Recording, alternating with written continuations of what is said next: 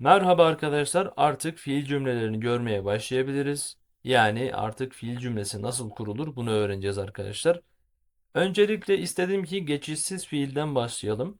Geçişsiz fiilde 3 temel zamanı gördükten sonra geçişli fiilde 3 temel zamanı göreceğiz. Ondan sonra ise arkadaşlar kalan detay zamanları peşinden işleyeceğiz. Peki geçişsiz fiilin ne olduğunu biliyorsunuz daha önceki videolardan. Nesne alamayan fiil. Görülen geçmiş zaman nedir? Görülen geçmiş zaman arkadaşlar şahit olduğunuz zamandır. Yani olduğunu gördüğünüz zamandır. Ve di, du gibi böyle biter. Hani mesela geldi, gitti, oldu, yedi, içti. Şahit olduğunuz ve geçmişte kalan bir zaman arkadaşlar. Yani şu değil. Mesela duyulan geçmiş değil. Örneğin gelmiş, yemiş, içmiş, mışmış değil yani. Di. Peki bunu görelim arkadaşlar nasıl oluyormuş. Öncelikle arkadaşlar geçmiş zaman kökünü nasıl tespit ederiz bunu bilmeliyiz. Neden? Şundan dolayı. Hangi fiili kullanırsanız kullanın arkadaşlar. Öncelikle o fiilin geçmiş zaman kökünü bulmak zorundasınız. Bunun için de fiilin mastarından mastar ekini atın. Yani ın veya sadece n harfini atın. Geri kalan bizim arkadaşlar fiilimizin köküdür. Hangi kökü? Geçmiş zaman kökü. Başka kök de mi var? Evet, şimdiki zaman kökü de var. İki video sonra bunu da göreceksiniz arkadaşlar. Fiilin şimdiki zaman kökü nasıl tespit edilir diye bir videomuz olacak arkadaşlar. Onu bekleyin.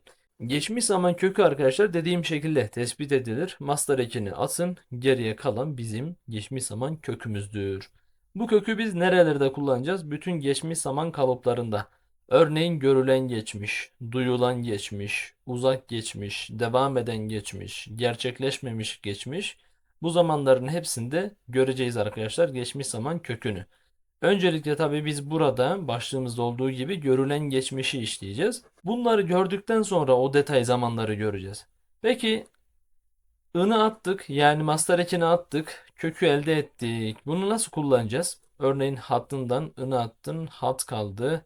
Raketinden raket kaldı. Ravinden ravi. Bir de ya var. Ha, bunu açıklamadık. Bunu da söyleyeyim. Arkadaşlar sonu in ile biten bazı fiillerimiz var ki bunlar geçmiş zamanda kullanılırken ya ekini alır. Yani almak zorundadır. Yoksa çok kulağa kaba geliyor. Örneğin ez revim demiyorsunuz. Ez reviyam diyorsunuz. Ya'yı kullanıyorsunuz. Ayrı yazmamın sebebi bu kökten değil. Bu bir ektir arkadaşlar. Kökümüz bu. Ravinden neyi attınız? Kural ne zaten? Master ekini atmak. Tamam, master ekini attık. Kalanı kök olarak kullandık. Peki arkadaşlar nasıl cümle kuracağız? Cümle kurmamızın formülü bu. Özne artı fiilin geçmiş zaman kökü artı şahs eki. Şahıs eklerini daha önceden gördünüz. Ez, du, ev, em, hun, ev şeklinde 6 tane zamirimiz var. Ve bunların şahıs ekleri var. Durumlara göre değişiyordu. İkişer tane ekleri vardı değil mi? Örneğin ez huende kar, ez mamuste, me diyorduk. Görülen geçmiş zamanda biz zamirlerimizin ünsüzlük eklerini kullanırız. Bakın özne, ez, fiilin geçmiş zaman kökü hat, ezin şahıs eki ez hattım. Du, hat, i. Ev, hat. Burada niye ek yok? Zaten arkadaşlar daha önce mastar formu videosunu izlemişseniz bilirsiniz. Orada da diyorum bir fiilin mastarından mastar eki atarsanız üçüncü tekili elde edersiniz. Üçüncü tekil o yüzden eksizdir arkadaşlar. Em hatın, hun hatın, ev hatın. Çoğullarda ek ortaktı zaten.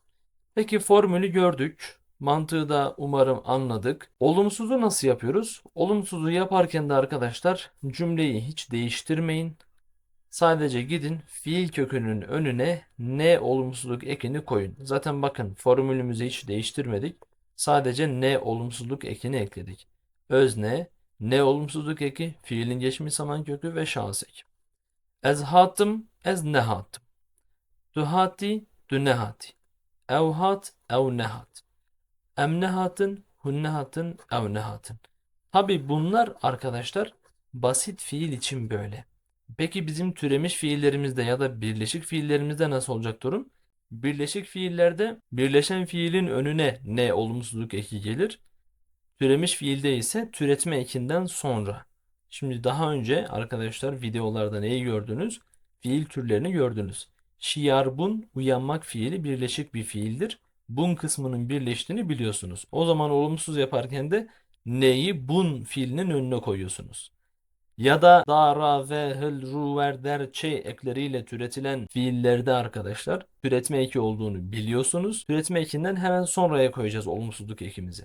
Bu arada bu ne olumsuzluk eki geçmiş zamana has. Tabi gelecekte de var ama şimdiki zamanda farklı bir olumsuz yapma eki var. Buna da dikkat. Şimdilik geçmiş zamanda ne olduğunu bilin. Diğer zamanlar geldiğinde göreceksiniz. Örneklerimizi görebiliriz o zaman. Ez hatım. Ben geldim. Du keti. Sen düştün. Ketin fiili ını attık, keti kullandık. Ev çu. Çun mastarıydı. Neyi attık? Direkt zaten üçüncü tekili verdi bize. Burada da üçüncü tekil var. Ev çu. Em vestiyan. Biz yorulduk. Bakın vestin mastarıydı. Bunu kullanabilmek için bir de ya kullandık arkadaşlar. Em Westin dese olmazdı çünkü. Em Westiyan. Em Westiyan. Hun derbas bun. Pardon, bu soru şeklinde. Hun derbas bun. Şimdi bizim soru ekimiz olmadığı için bunu biraz daha tonlamayla yapıyoruz. Hun derbas bun. Siz geçtiniz mi? Ev şiyar bun. Onlar uyandı. Ez raketim. Ben uyudum. Dü daketi. Sen indin. Daketin fiili ını attın. İyi koydun sonuna durdan dolayı. Dü daketi. Ev runeşt. Arkadaşlar bunların bir de olumsuzunu görelim. Bakalım olumsuzluk ekleri nerelere gelecek. Ez nehatım. Fiilin önüne geldi. Demek ki bu basit bir fiil. Dün neketi. Önüne geldi basit. Ev neçu. Hakeza. Em nevestiyan. Yine öyle. Hun derbas nebun. Buradan görüyoruz ki bakın derbas bun, derbas nebun şeklinde.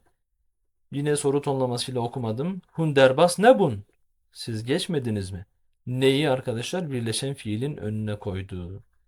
Ev şiyar nebun. Yine bakın şiyarbun fiili birleşik nesi bunun önüne geldi. Buraya bakıyoruz araya gelmiş. Demek ki bu ne? Türemiş bir fiil.